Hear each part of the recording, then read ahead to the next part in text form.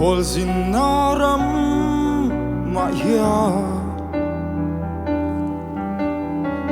Chan to ka lung oi reng kamu zolo Duam na chu thoring na mai alo ni Ha chok na tang aom chuang lo Krista chou lo chuang Nun Krista chou hi lung oi na phang kim Tuy lung lui chu ani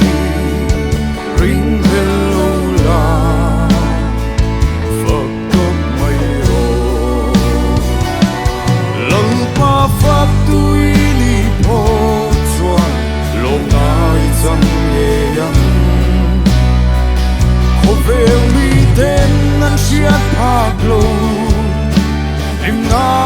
pe tu chuan Giờ tuan nun na kan nei thay na Anun hian min lan phal sia Hey lấy môi na tin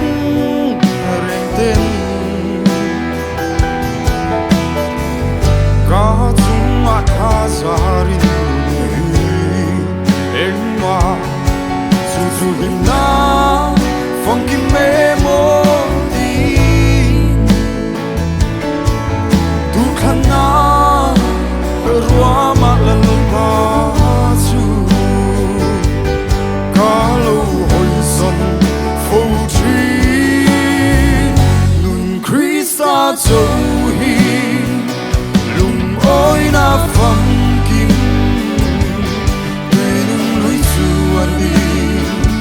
Ring hello la Phật tốt mây ro Lăng pa pháp tuy ni po chuan Lô ngai chẳng ye yang Khổ về mi tên nan chiết phạc lâu Lim na pe tu chuan Giờ tuan nun na kan nei thay na Anun hian min lan phal sia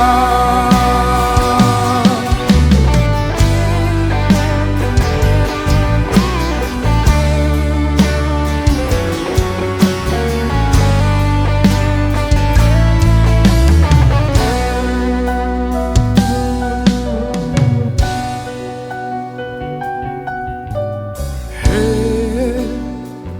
và phải naram Maya Râu sum le pai ten min kham buan Dâu lâu Chu li muôn na Bên thấy tu Krista dâu hi Bùi bùi thăng Bên rai đi hoa chua Khá muôn này Chẳng ngắn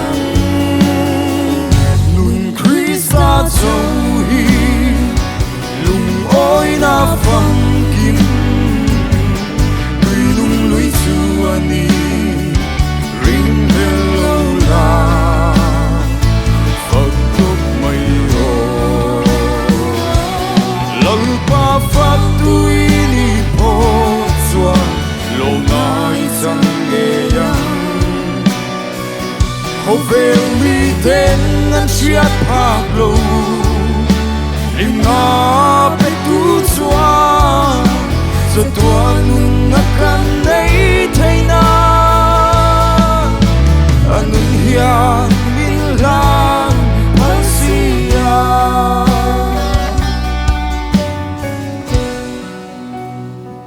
Lalpon na faklati mal mi som sa krose